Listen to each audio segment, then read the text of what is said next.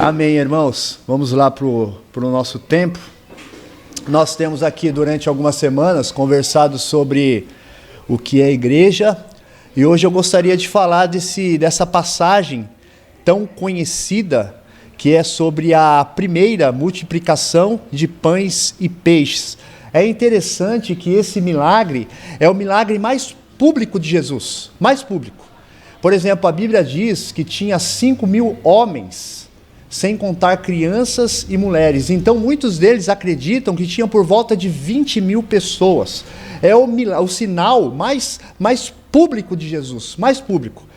Outra particularidade que é interessante nessa passagem é que ele é o único sinal que você vai encontrar nos 4 evangelhos: Mateus, Marcos, Lucas e João. Os outros sinais não tem nos 4 evangelhos, mas o da multiplicação de pães e peixes tem. É interessante.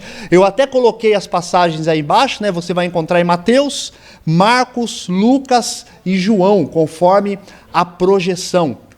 Eu até futuramente, eu quero fazer uma série, não próximo mês, que o próximo mês eu quero falar aqui um pouquinho de intimidade com Jesus, a oração, a palavra. No próximo, falando sobre os 7 sinais que se encontram no livro de João. Lá fala de 7 sinais e a gente vai ver em uma outra perspectiva sobre a multiplicação de pães e peixes. Mas hoje eu gostaria de me concentrar no texto de Mateus. Se você quiser abrir aí, a gente vai ver alguma coisa também no Evangelho de João. Mateus 14, tá? Como de costume, eu também vou projetar aqui para você acompanhar, mas se você quiser acompanhar na sua Bíblia, Mateus 14, do 13 ao 21, para essa leitura dessa manhã. Diz assim, Mateus 14, verso 13. Ouvindo o que havia ocorrido, Jesus retirou-se de barco em particular para um lugar deserto. As multidões, ao ouvirem falar disso, saíram das cidades e o seguiram a pé. Quando Jesus saiu do barco e viu tão grande multidão, teve compaixão deles e curou os seus doentes. Ao cair da tarde, os discípulos, aproximando-se dele, disseram: "Este é um lugar deserto e já está ficando tarde. Manda embora a multidão para que possam ir aos povoados comprar comida." Respondeu Jesus: "Eles não precisam ir. Dê-lhes vocês algo para comer." Eles lhe disseram: "Tudo o que temos aqui são 5 pães e 2 peixes. Tragam-nos aqui para mim", disse ele, ou seja, Jesus, e ordenou que a multidão se assentassem na grama, tomando os 5 pães e os 2 peixes, e, olhando para o céu, deu graças e partiu os pães. Em seguida, deu aos seus discípulos e a multidão. Todos comeram e ficaram satisfeitos. E os discípulos recolheram 12 cestos cheios de pedaços que sobraram. Os que comeram foram cerca de 5.000 homens, sem contar mulheres e crianças. Vamos orar novamente? Senhor, eu quero te agradecer, ó Deus, pela leitura da sua palavra. Pai, que o seu Espírito nos traga a iluminação, Pai, aqueça o nosso coração, ó Deus. De uma forma, eu queria pedir que a sua palavra lesionasse o nosso coração, Pai, atingisse o nosso coração e nos levasse a sair daqui desafiados, Senhor, a mudanças, a reflexão, Pai, em cima dessa leitura. O Senhor sabe das minhas limitações, ó Deus, mas que o seu Espírito possa capacitar a cada um presente aqui. É o que eu te peço, ó Deus, em nome de Jesus. Amém, Jesus. Amém. Irmãos, mantenha aberto aí a sua Bíblia, ok? Para a gente meditar em alguns versículos. Olha só, o verso 13, ele diz assim: ouvindo o que havia ocorrido. Isso remete à história passada. O que havia ocorrido? O primo de João Batista o primo de Jesus, chamado João Batista, havia falecido. Herodes havia mandado decapitar João Batista. Então, quando fala, ouvindo o que havia ocorrido, as pessoas vieram, alguns discípulos vieram e informaram isso a Jesus: olha, o seu primo faleceu. Simplesmente, gente, na mente de Jesus, uma voz profética se cala. A Bíblia fala que é o último profeta da história ligado ao Antigo Testamento. Mateus 7,28 fala que entre os nascidos de mulheres não existe ninguém maior que João Batista. Logo, gente, Jesus então, conforme o texto nos diz, ele vai para um lugar deserto. E eu fiquei pensando, gente, Jesus procura um lugar de solitude. Preste atenção que isso é muito importante. Há uma diferença entre solitude e solidão. A solidão você não pode evitar. Às vezes a solidão te pega porque você perdeu um ente querido. Então você se vê só, não tem o que fazer, a tristeza bate. Mas a solitude, ela é diferente da solidão. A solitude é quando você procura, você se retira para estar no lugar sozinho, intencionalmente, porque nós vivemos num mundo muito barulhento, para ter um tempo com o Pai, para estar diante do Pai. É o que Jesus faz constantemente. Jesus busca uma solitude, mas para mim também era um momento de reflexão de Jesus e um momento de luto, porque João Batista, o seu primo, havia acabado de falecer. Ou seja, é um direito humano você ter um momento de luto, de reflexão e de solitude quando você perde um ente querido. Mas olha só, gente, o verso 14, ele diz que quando Jesus saiu do barco, ele viu tão grande multidão e teve compaixão deles e curou seus doentes. Gente, você consegue imaginar uma grande multidão de gente doente, gente faminta, gente de todo tipo seguindo Jesus a pé? Jesus chega nesse lugar deserto, só que a multidão, gente, ela antecipa a chegada de Jesus. E sabe o que me chama a atenção? Eu mesmo já fiz várias vezes isso. Às vezes a gente prega e a gente olha uma multidão e vê os discípulos, e a gente olha para o pessoal e fala assim: viu, que grupo você pertence? Você é do grupo da multidão ou você é do grupo dos discípulos? E não tem nenhum problema com isso. A grande questão, gente, é que a multidão, muitas vezes, ela tem um poder de medir a nossa espiritualidade. E hoje eu gostaria de convidá-los, você, a não pensar se você faz parte da multidão dos discípulos, mas quem é a multidão que está ao seu redor e como você tem tratado essa multidão. E olha só, gente, quando Jesus desce e chega ali, algumas coisas me chamam a atenção. Por exemplo, no Evangelho de Mateus, nós acabamos de ler aqui, Jesus desce e ele cura os seus doentes. Mas na passagem de Marcos, ele dá um outro detalhe interessante. Jesus desce e ele tem compaixão daquela multidão, ele as olha como ovelhas sem pastor. Gente, você consegue imaginar essa cena? É um olhar único do Cristo, com compaixão. Para a gente não tem muito sentido isso, gente, mas para aquele mundo daquela época tinha. A gente não tem muita noção o que é uma ovelha sem pastor. Ovelha é um bicho meio bobinho. Quando ela não tem pastor, ela é um bicho fácil para qualquer presa, ela não consegue nem se alimentar. É um bicho que você fala assim, olha, não sobrevive mais uma hora. Esse bicho sem um pastor guiando não vai sobreviver nem uma hora mais. E Jesus olha para aquela multidão com um olhar de compaixão, como uma ovelha que não tem pastor, gente. E sabe o que me chama a atenção?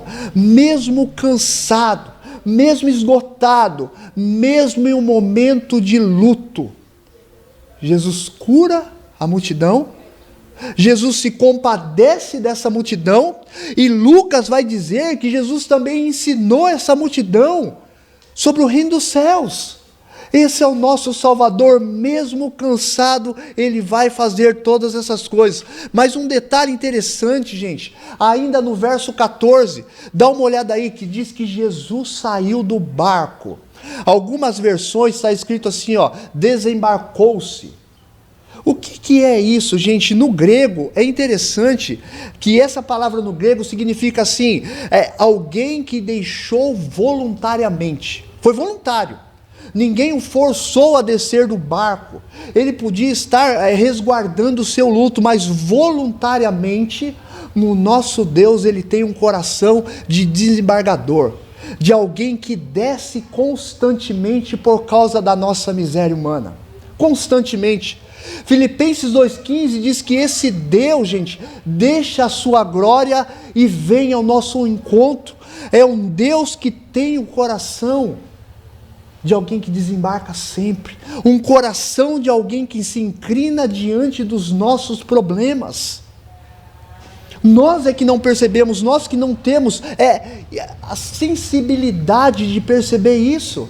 E olha, gente, aqueles que conhecem essa passagem, principalmente no Evangelho de João, Jesus sabia que essa gente só estava atrás dele pelo pão que perece, porque essa gente queria comer, porque essa gente queria ser curada, essa gente não estava atrás dele porque tinha interesse nele. Mas mesmo assim, esse Deus se inclina diante dessa população, diante dessa multidão. Você já parou para pensar quem é, gente, a multidão que está ao nosso redor hoje? Quem é a multidão que está ao seu redor? Quem sabe você não tem gente ao seu redor que está passando fome hoje, que está enfermo a ponto de se desgastar-se de partir, mas tem outro tipo de necessidade. Qual tem sido a minha atitude e a sua atitude com a multidão que está ao nosso redor?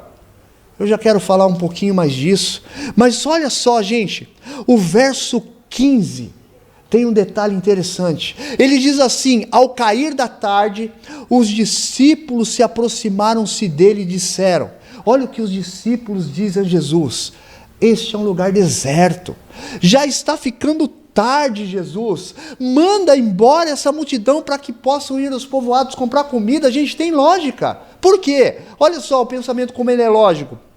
Naquela região havia muitos ladrões, assaltos, e eles estão dizendo: Jesus, aqui tem criança, tem gente enferma, tem mulheres, manda esse povo embora, manda essa gente embora. Gente, vocês conseguem imaginar o Cristo encharcado pela compaixão e pela dor dessa multidão? O Cristo com seu coração em chamas, querendo ajudar essa multidão, e os seus discípulos olhando para ele e falando: manda essa gente embora, manda essa gente sair daqui. Gente, eu não gosto dessa palavra, sabe por quê? No bom sentido, humanamente falando, porque a multidão expõe o meu coração e o seu coração. Quando nós estamos diante de pessoas famintas, pessoas que estão desgastadas pela vida, gente que não tem o que comer, a multidão expõe o nosso coração, e a gente começa a dar um monte de desculpa e fala assim: eu estudei, eu trabalhei, isso aí é problema do governo, essa gente que está passando fome, essa gente que está passando dificuldade, isso aí não é problema meu, isso aí é problema do governo. E eu fico imaginando esse Cristo com o coração encharcado pela compaixão, ouvindo seus discípulos falando isso. Mas olha só, gente, o verso 16, a resposta de Jesus. Jesus diz assim: eles não precisam ir, dê-lhe vocês algo para comer. Gente, sabe o que eu gosto de Jesus? Aquilo que nós conversamos algumas semanas atrás, o discipulado de Jesus. Jesus é alguém que ensina e depois pega a cesta e fala: olha, agora é vocês que vão fazer. Jesus é prático. Esse tipo de igreja que muitas vezes nós cultivamos, que as pessoas consomem, e elas não vão para a prática, não existe espaço num cristianismo bíblico. É um Deus que o tempo todo desafia pessoas para se envolver com a obra dele. Ele olha para os seus discípulos e diz assim: olha, agora deem vocês algo a eles para comer. E eu fiquei pensando, gente, será que a dor do outro também não deveria ser um problema meu dentro do cristianismo? Esse cristianismo que a gente vive de poder, esse cristianismo que a gente vive, gente, de estrutura, não tem nada a ver com o cristianismo bíblico. Você já parou para pensar que ainda que pouco, muitos de nós temos recurso para ajudar as pessoas que estão ao nosso redor passando por dificuldade? Você já parou para pensar nisso? E é bonito, gente, de se ver, porque no verso concorrente, em João 6,5, diz que Jesus coloca Filipe à prova. Jesus olha para Filipe e fala assim para Filipe: viu, Filipe, aonde que nós compraremos pão? Aonde? E é interessante a resposta de Filipe no Evangelho de João, que é concorrente a esse texto. Filipe, ele tenta argumentar com Jesus, ele fala: Jesus, a pergunta não é aonde. Aonde é fácil, está cheio de lugar para comprar. A questão é, a gente não tem dinheiro. A questão não é aonde. O Senhor está fazendo a pergunta errada. A questão não é aonde nós vamos comprar, aonde está cheio. A questão é com que dinheiro a gente vai comprar. Tem 20 mil pessoas ao nosso redor. Gente, você já parou para pensar que muitas vezes Deus nos coloca à prova? Eu tenho vivido momentos assim, de um Deus que nos coloca à prova constantemente. Como é gostoso quando a gente começa a se depender desse Deus através de oração. Como eu amo isso. Deixa eu contar rapidamente para vocês uma experiência de uma forma resumida. Eu já tive, graças a Deus, muitas experiências com oração, e eu digo que uma igreja não sobrevive sem oração, esquece. Se você conhece uma igreja que vive um discipulado correto, mas não é uma igreja que ora, gente, não existe. Não existe nem mesmo um cristão que tem uma vida ativa, que vive sem oração. Você consegue imaginar que o próprio Filho de Deus, na Bíblia, era o homem que mais orava. Se o próprio Filho de Deus necessitava orar, quanto mais nós. E rapidamente, deixa eu contar essa experiência para a edificação dos irmãos. Nós temos nos reunido aqui quarta-feira, principalmente para orar, um grupo de 4, 5 pessoas. E, gente, eu lembro que, do nada, eu vou contar bem resumido para vocês, nós começamos a orar aqui e falar: Deus, o Senhor nos deu um espaço que é onde nós estamos aqui, e esse espaço comporta um número de pessoas, e para a gente é um privilégio, mas se o Senhor se for do agrado do Senhor nos preparar um espaço para sair daqui, porque mês que vem nós já temos a nossa intenção, se não esse mês ainda, de começar a nossa escola dominical, de preparar um espaço para a gente que seja feito da sua vontade. Tem algumas pessoas que estão aqui no meio de vocês que participam dessa oração e sabem disso. E nós começamos a orar. E nós oramos por 3 semanas com esse propósito. Irmãos, tem um imóvel na rua aqui, do nada. Não tem placa, não tem nada. A Lilian foi até uma vizinha comprar ali um perfume, que vende perfume aqui, e essa vizinha comentou com a minha esposa, e minha esposa disse assim: a gente até pensaria, mas o que essa pessoa quer, para a gente não dá. É muito mais, a gente tem menos da metade do que essa pessoa quer. E nós já sabemos que ela já recusou uma oferta que era quase o valor que ela queria. Pois bem, gente, 2 dias depois, essa pessoa entrou em contato com a minha esposa. Resumidamente, o que a gente ofereceu era menos da metade, ainda incluindo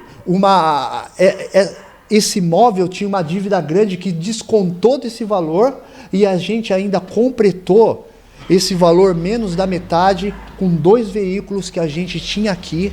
E essa pessoa olhou para a gente e disse assim: vocês têm a intenção de começar uma igreja ali? Pois bem, nós somos da Igreja Batista, o que vocês estão oferecendo é menos da metade, o imóvel é de vocês e a chave está aqui. Gente, resposta de oração. Eu não consigo explicar e ver qualquer coincidência, não tem placa de vendas, não tem nada. Ela ligou para minha esposa, nós não fomos atrás. humanamente metade do valor do que o imóvel vale, e foi oferecido. Se isso não é a mão de Deus, e sabe o que isso fica nítido para mim? Os irmãos sabem que algumas semanas atrás nós estávamos em Bragança Paulista.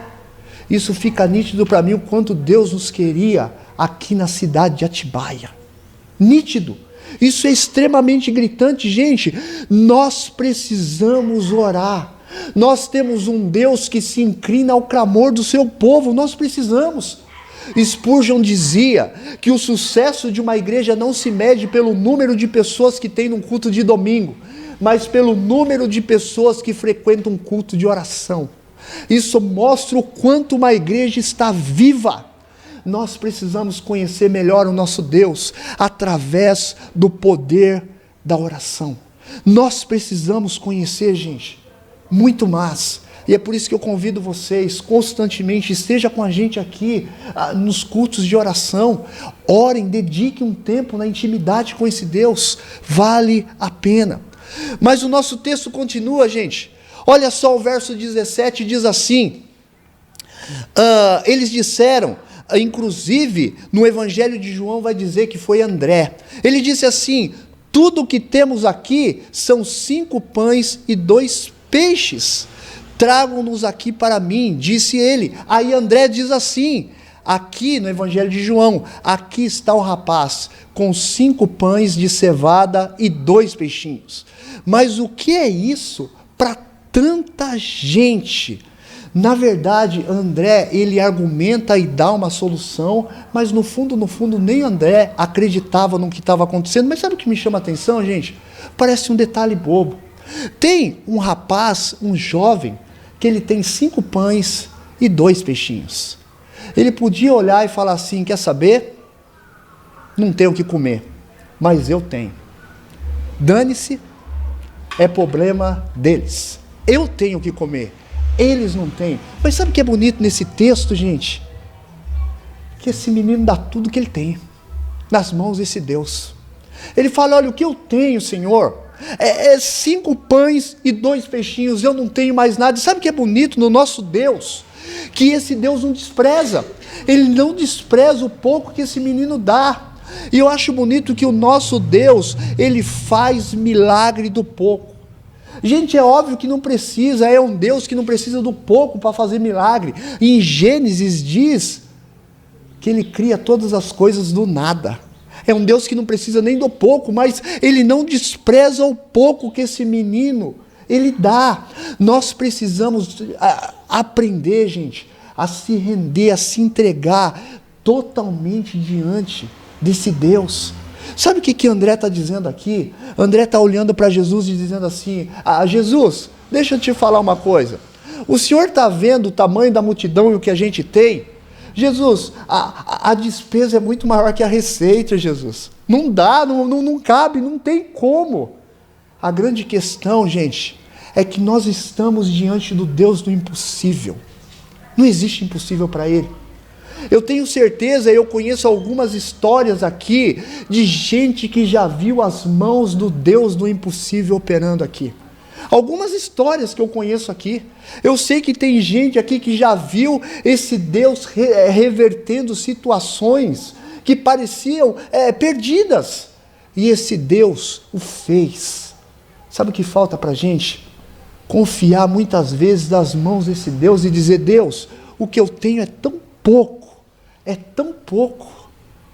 E sabe o que é bonito, gente? Quando a gente reconhece que o que a gente tem é tão pouco, esse Deus se levanta diante de nós. Sabe o que é o Evangelho? É gente reconhecendo que a nossa miséria é tão grande, que nós não conseguimos chegar diante desse Deus, e quando a gente fala para Ele: Deus, a nossa miséria é grande, esse Deus vem ao nosso encontro, porque Ele sabe que nós não conseguimos nos salvar. Mas olha só, gente, o verso 19. O verso 19 diz assim, que ele ordenou à multidão que se assentasse na grama, tomando os 5 pães e os 2 peixes, olhando para o céu, deu graças e partiu os pães. Em seguida, deu aos discípulos e esse à multidão. Gente, ainda que nós andamos pela fé, sabe o que esse texto me mostra? que no reino dos céus, a obra de Deus, ela precisa ter ordem, racionalidade, planejamento. Olha o que Jesus fala: se assentem em grupos e esperem, gente. E me chama a atenção, porque esse texto fala que Jesus pegou o pouco que ele tinha e deu graças. Você já reparou o quanto nós somos tão murmuradores? Mas esse Deus não. Esse Deus, ele pega o pouco que tem e ele dá graça. Ele agradece pelo pouco que tem. Como nós deveríamos ter um coração mais agradecido e mesmo menos murmurador. Mas, gente, imagine a cena. Eu gosto dessa cena aqui e ele me chama a atenção. Você consegue imaginar a cena do pão, o verdadeiro pão do céu, dividindo o pão para as pessoas? Isso aqui me remete, gente, à simbologia do verdadeiro pão do céu sendo moído naquela cruz, por mim e por você. É o pão dividindo o pão. Mas tem outra cena que me chama a atenção aqui, gente. Quem leva o pão à multidão não é Jesus, é os seus discípulos. Você já parou para pensar nisso? Que esse Deus, gente, a missão é dele. Para pensar nisso, como é interessante. A missão não é nossa, a missão é de Deus. Os teólogos antigos chamam isso de missio Dei, missão de Deus em latim. A missão não é nossa. Nós não trabalhamos para Deus. Preste atenção nessa frase que ela é forte. Nós não trabalhamos para Deus, nós trabalhamos com Deus. Porque a missão é de quem? É dele. Sabe o que nós somos? Paulo fala isso no livro de 1 Coríntios capítulo 3, nós somos cooperadores. O que é cooperadores? É alguém que coopera com alguém que está fazendo serviço. Nós somos cooperadores, por isso, irmãos, não tentem fazer aquilo que Deus não está fazendo. A nossa oração deveria ser: Senhor, deixe-me participar do que o Senhor vem fazendo. Por quê? Porque eu sou cooperador. Sabe o que eu acho bonito, gente? É essa insistência do nosso Deus de olhar para o Gil, de olhar para o Rony, de olhar para o Cauê e falar: gente, vocês são meus cooperadores, vocês estão dispostos a cooperar com o reino de Deus? Vocês estão dispostos a deixar o seu eu e cooperar com aquilo que eu venho fazendo na história? Será, irmãos, que nós somos cooperadores desse Deus que simplesmente resolve olhar para cada um de nós e falar assim: coopere com a expansão do reino de Deus? Será que a gente tem se rendido? Será que a gente tem se comparado, se cooperado diante desse chamado que esse Deus tem diante de nós? Você é um cooperador, eu sou o cooperador, e o desejo desse Deus é que aumente cada vez mais esse número de cooperadores. Caminhando para o nosso final, gente, olha o verso 20 e o verso 21. Diz que todos comeram e ficaram satisfeitos, e os discípulos recolheram 12 cestos cheios de pedaços que sobraram. Já parou para pensar que os discípulos recolheram isso? O que eu estou querendo dizer com isso, gente? Fazer uma boa gestão da sua vida financeira é bíblico. O não desperdício é bíblico. Sabe por quê? Porque a Bíblia diz que Deus vai nos cobrar amanhã. No que você tem investido o seu dinheiro? Além de ser no reino dos céus, com o que você tem gastado o seu dinheiro? É bíblico isso, fazer uma boa gestão. Ele vai cobrar amanhã. E, gente, sabe o que me chama a atenção nesse texto também? Que diz que aqueles que comeram, eles ficaram fartos. Eram 5.000 homens, sem contar mulheres e crianças. Sabe o que me chama a atenção, gente? Que esse pessoal ficou satisfeito. Mas esse texto, principalmente no Evangelho de João, vai apontar para o verdadeiro pão. Você consegue imaginar que nós que conhecemos esse Evangelho, nós temos nas nossas mãos o verdadeiro pão que alimenta? Sabe por que às vezes a gente não compartilha? Eu não tenho dúvida nenhuma disso, gente, porque nós amamos pouco Cristo. Sabe qual que é a minha oração nesse lugar? é que o amor desse Cristo nos encharque, a ponto da gente compartilhar o verdadeiro evangelho com as pessoas aí fora, e ofereça para eles esse pão que pode matar a sede existencial dessas pessoas. Gente, depois vocês leiam João capítulo 20, verso 19. Após a morte de Jesus, os discípulos estão reunidos, morrendo de medo dos judeus. Eles estão reunidos, morrendo de medo dos judeus. Gente, poucas semanas depois, 2 semanas depois, mais ou menos, livro de Atos, sabe o que eles veem? O Cristo ressurreto. E o coração desses homens pega um fogo. E o livro de Atos fala que esses homens que estavam morrendo de medo, viraram o mundo de cabeça para baixo, a ponto dos caras falarem: olha, vocês estão saindo da prisão, mas vocês estão impedidos de falar o nome desse homem. E eles falam: como é que a gente vai parar de falar? Em outras palavras, o nosso coração está encharcado de amor por ele. Nós estamos apaixonados por Cristo. Sabe por que a gente não fala? Sabe por quê? Muitas vezes a gente tem aquilo que a gente chama de timidez. E a timidez, ela é uma autoproteção de mim mesmo. Eu tenho medo de ferir a minha imagem, por isso que eu não falo, por isso que eu sou tímido. O que as pessoas vão parar para pensar de mim? Então a timidez, no fundo, ela é uma autoproteção. Mas se o nosso coração estiver apaixonado por esse Cristo, se o nosso coração se arder por Ele, não tem timidez que nos impeça de anunciá-lo. Sabe qual que é o nosso problema do nosso cristianismo moderno? Que a gente perdeu esse amor por esse Cristo. Nós precisamos orar, assim como dizia uma música, falando: Pai, acende de novo aquela chama que um dia brilhou. Me faz, Pai, se tornar extremamente apaixonado pelo Senhor, a ponto de olhar para a minha timidez e falar: a minha timidez não vale extremamente nada.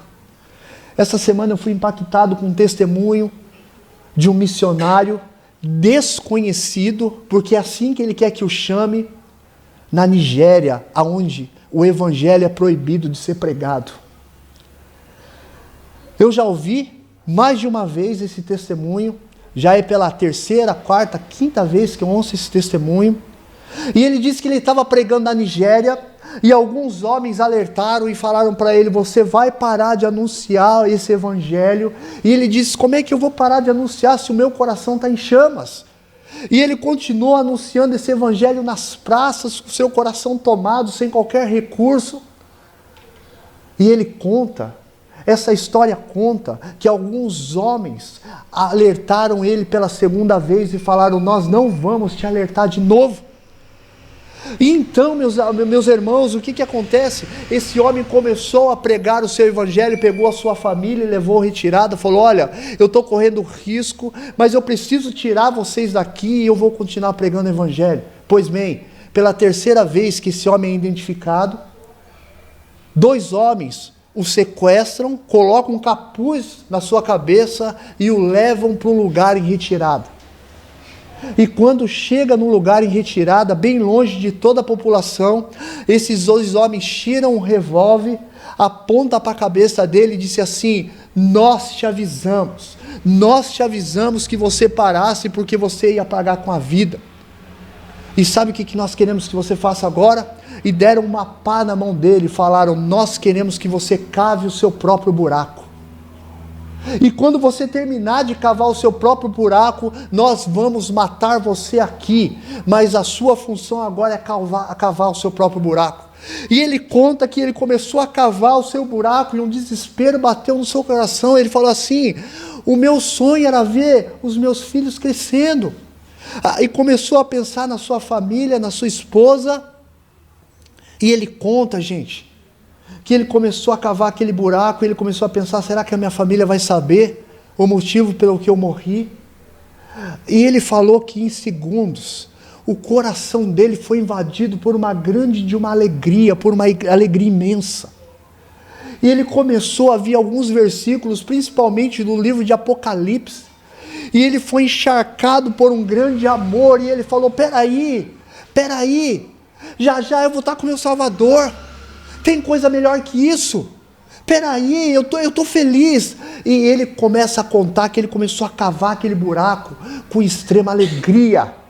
E quando ele estava quase no final daquele buraco, a alegria dele era tão grande que ele começou a pensar: falta mais ou menos 5 minutos para mim estar com o meu Salvador, para mim ver aquele que criou a beleza de todas as coisas. E ele conta, gente, que ele começou a louvar e adorar esse Deus. E quando ele terminou de cavar o buraco, ele jogou aquela pá para fora da cova e ele ficou aguardando o tiro, ele ficou aguardando a execução. E ele falou que por 3 minutos ele não viu aqueles homens se manifestarem para matá-lo. Ele então levanta a cabeça dentro daquela cova e ele fala que se depara com os 2 homens de joelho. E aqueles 2 homens dizem assim para ele: que Deus é esse? Que homem é esse? Que pessoas são capazes de cavar a sua própria cova com alegria? Nós queremos conhecer melhor esse Deus. E ele conta que aqueles homens se renderam ao amor desse Deus. E ele diz: gente, nós não temos ideia do que esse Deus é capaz de fazer nas mãos de homens que se rendem ao amor dele. Nós precisamos se render a uma vida de oração. Nós precisamos se render pedindo para que esse Deus nos torne cada vez mais apaixonado por ele.